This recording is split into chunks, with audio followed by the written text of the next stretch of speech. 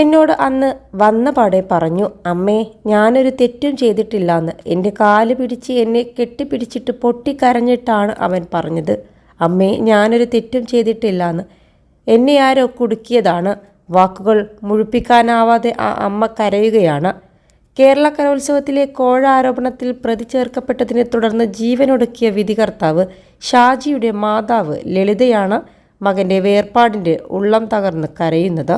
3 ദിവസം ഇതുതന്നെയാണ് മോൻ പറഞ്ഞത്. പണം വാങ്ങിയിട്ടില്ലെന്ന് മകൻ കരഞ്ഞു പറഞ്ഞു.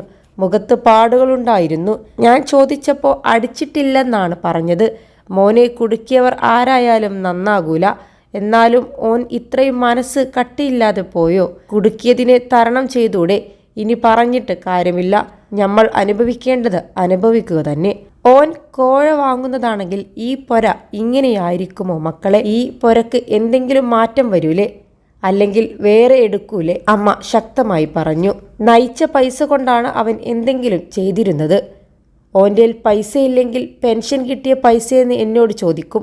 എനിക്കൊന്നും അറിയില്ല മക്കളെ, എന്തെല്ലാന്ന് ഏതെല്ലാന്ന് എന്നൊന്നും എനിക്കറിയില്ല, അവർ കണ്ണീരടക്കിക്കൊണ്ട് പറഞ്ഞു. ഷാജിയെ കുടുക്കിയത് അടുത്ത സുഹൃത്തുക്കളാണെന്ന് സഹോദരൻ അനിൽകുമാർ ആരോപിച്ചു. +2 ഡിഗ്രി കഴിഞ്ഞവർക്ക് വേൾഡ്സ് ഫസ്റ്റ് AR/VR ക്ലാസ് റൂമിലൂടെ സ്മാർട്ട് ഫോൺ എഞ്ചിനീയർ ആവാം. കൂടുതൽ അറിയാൻ വിളിക്കൂ ബ്രിഡ്കോ ആൻഡ് ബ്രിഡ്കോ. വിവാദങ്ങളിൽ ദുരൂഹതയുണ്ട്. ആരോപണം ഷാജിയെ മാനസികമായി തകർത്തിരുന്നു. തെറ്റ് ചെയ്തിട്ടില്ലെന്ന് ഷാജി പറഞ്ഞിരുന്നുവെന്നും അനിൽകുമാർ പറഞ്ഞു. കോഴ ആരോപണവുമായി ബന്ധപ്പെട്ട കേസിലെ 1-ാം പ്രതിയും മാർഗം കളി മത്സരത്തിലെ വിധികർത്താവുമായ കണ്ണൂർ സൗത്ത് റെയിൽവേ സ്റ്റേഷന് സമീപം സദാനന്ദാലയത്തിൽ ഷാജി പൂത്തട്ടയെയാണ് ഇന്നലെ കിടപ്പുമുറിയിൽ മരിച്ച നിലയിൽ കണ്ടെത്തിയത്. ബുധനാഴ്ച വൈകിട്ട് 6:45-നാണ് സംഭവം നടന്നത്. രാവിലെ മുറിയിൽ കയറിയ ഷാജി വൈകിട്ട് പുറത്തിറങ്ങാത്തതിനെ തുടർന്ന് വീട്ടുകാർ മുറി തുറന്നു നോക്കിയപ്പോഴാണ് മരിച്ച നിലയിൽ കണ്ടത്. കേസ് സംബന്ധമായി ഇന്നലെ രാത്രി തിരുവനന്തപുരത്തേക്ക് പോകേണ്ടതായിരുന്നു. മുറിയിൽ നിന്ന് ആത്മഹത്യാക്കുറിപ്പും കണ്ടെത്തിയിരുന്നു.